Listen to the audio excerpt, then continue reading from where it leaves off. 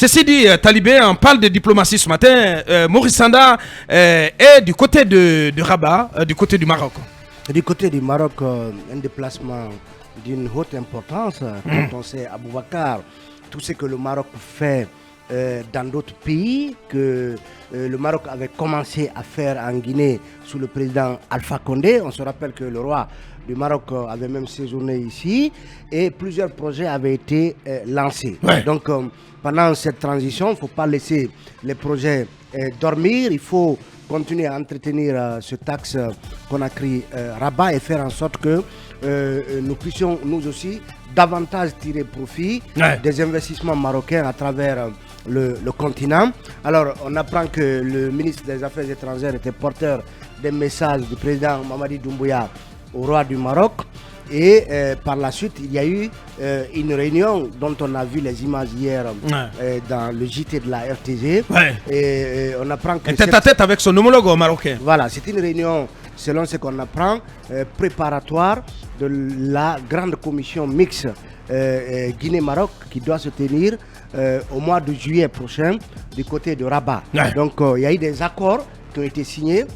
Donc déjà, en vue de cette grande commission mixte, on apprend par exemple que dans le domaine du voyage des Guinéens vers le Maroc, vous savez, il y a eu une histoire d'AVM.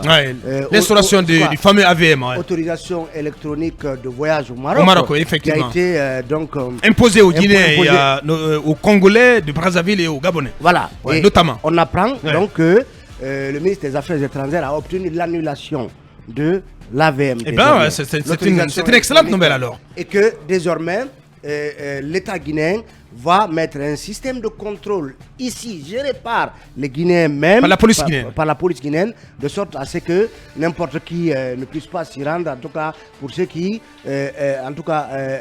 pourraient constituer éventuellement une source de problème du côté de... Donc, j'ai cru avoir entendu Maurice Sanda dire que la Guinée s'engage à faire en sorte que, voilà, il ne soit pas, en tout cas, un pourvoyeur d'immigrés clandestins.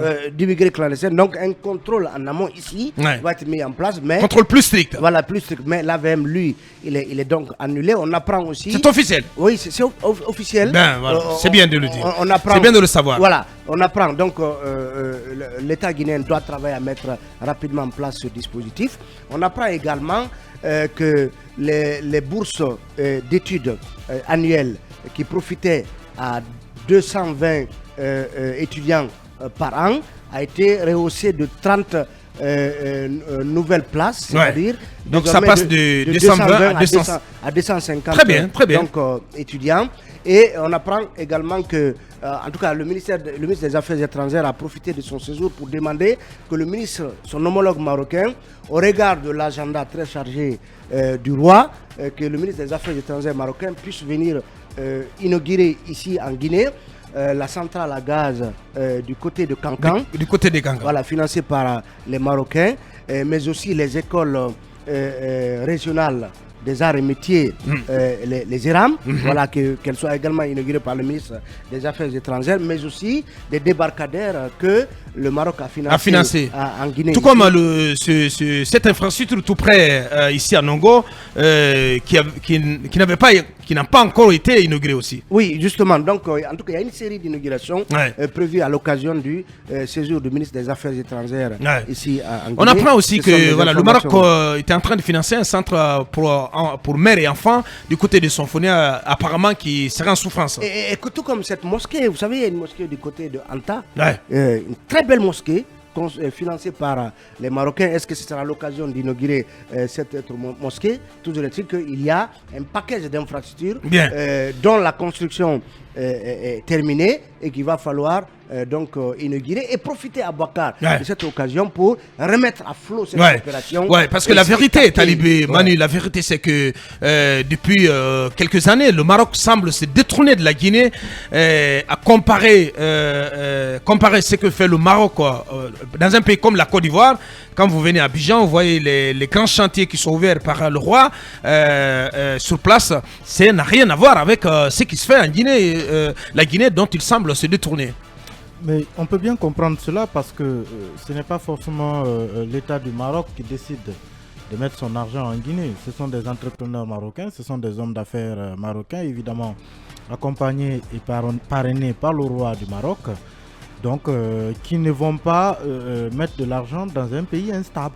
La Guinée est un pays politiquement très instable, même avec le régime Alpha Condé. Alpha Condé qui s'est quand même battu parce que le roi est venu en Guinée à une très belle occasion. Beaucoup d'accords ont été signés à l'époque.